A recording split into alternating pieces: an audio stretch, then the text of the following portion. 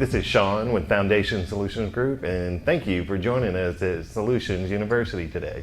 There's a subject, vapor barriers, that comes up quite often, like the thickness of the vapor barrier, which vapor barrier is best, why does this company use 120 mil and this company uses a 12 mil, 16 mil reinforced. So to try to simplify those for you, I want to give you some pros and cons possibly of each vapor barrier. One unique thing about us is we're not stuck on one set vapor barrier. We do have our go-to vapor barriers, but we also have a premium. So if you want to take a step up and you're not super sensitive to the cost of the encapsulation and you want a super long wearing forever, ever vapor barrier, we can do that. I think one of the things that'll probably dictate the thickness of your vapor barrier, if you're a professional company, you install drainage matting under your vapor barrier. If you are a truck in a truck or a fairly inexperienced vapor barrier company, encapsulation, what have you, they don't want to ship this because they're probably running their business out of a storage unit or a pest control operation, and they're not set up to ship and receive.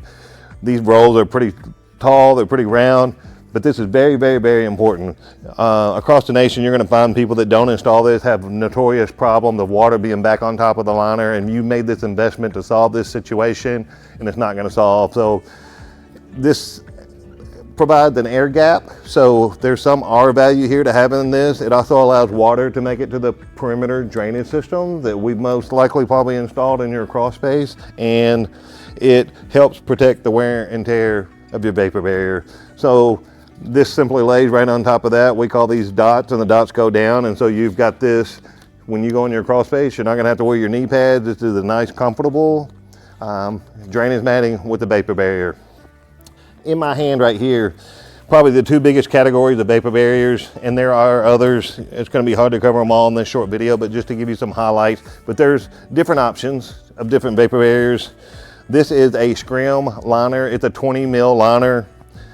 What you're looking for here is you might want to fill at the back of it. If you fill the scrim in the liner, there's some people that measure the scrim and measure the front of this vapor barrier, and they call that a 20 mil liner. Well, you can't see this probably because of the video, but we actually have a true 20 mil molten lava layer vapor barrier. So that means that you feel our material is truly 20 mils thick and you barely feel the scrim in this material. We've used this for a lot of years. We pay a little bit extra to get it, but it's a fantastic product. It's a fantastic look when we get done, and it's got kind of a sheen to it. So when you get done, it looks like we took mop and glow over the whole entire Crawlspace, and you're going to see that here evident in this picture. So this is a very premium product. If you're not super sensitive to the price, we can upgrade you to this product, and you're going to have a very nice looking Crawlspace and fantastic. Now this is on the floors. We use a little bit different liner on the walls. You're going to see a little bit less mills on the piers than on the walls because you have to have that pliable and workable for your employees. The other major category that's gaining a lot of ground in the marketplace today, and we most recently switched our vapor barrier. This is a woven vapor barrier, so it does not have a scrim. It is a woven vapor barrier. The greatest thing about these vapor barriers is they have incredible wear resistance. You have a high traffic area. Say if you're somebody in your furnace heater and your filter is in the Crawlspace, well, you may have this same path that you travel over and over and over. And in about 5, 6, 7 years, you might begin to see that wear path in that liner. Well, in this liner, you might see a wear path. It's very thick, but you might just be able to tell. If you do, it's not a problem. It's covered under warranty. We'll gladly replace it. These tend to not show that wear and tear. So when we do our trainings, we'll go to a crawl space with these, and we have a lot of bodies in that crawl space. They're in and out, in and out, in and out, and you can barely tell that we've ever been there. So we know for a fact that the longevity of this liner is fantastic. So we've recently switched to this. This is actually a 16 mil liner. We're a little bit lighter again on the piers, the CMUs, and the walls because we have to have that product a little more workable. Fantastic look. We've been very pleased with the results.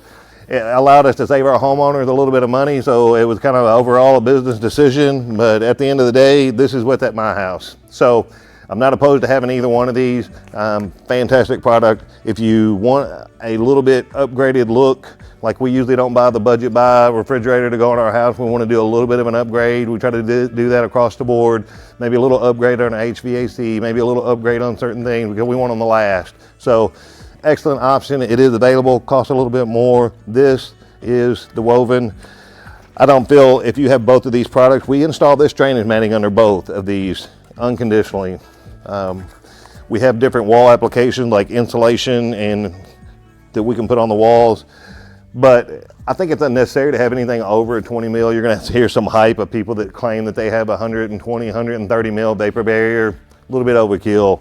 It's gonna show wrinkles the thicker it is. I don't know if you can tell, but this is not exactly like a smooth look compared to these two. You get more of a wrinkled look.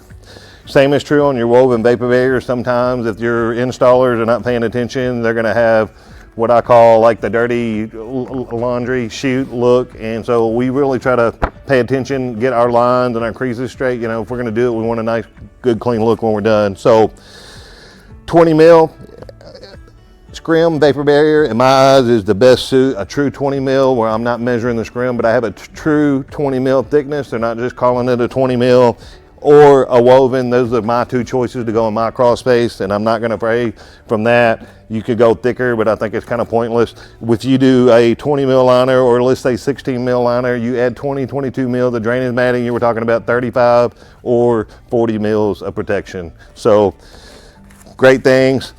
Don't let it get confused. They may get a better buy on a certain product. It may not be absolutely necessary to do that. This just may be a vendor situation with them. So if you have a moisture in your Crawlspace, we'd be glad to come out and take a look. We can advise you on what we think the proper liner is, and if there's a need to change, we'll be glad to tell you that. And so give us a call. We'll give you a free inspection. Thanks for joining us today, and remember to call Foundation Solutions Group for all your foundation repair needs.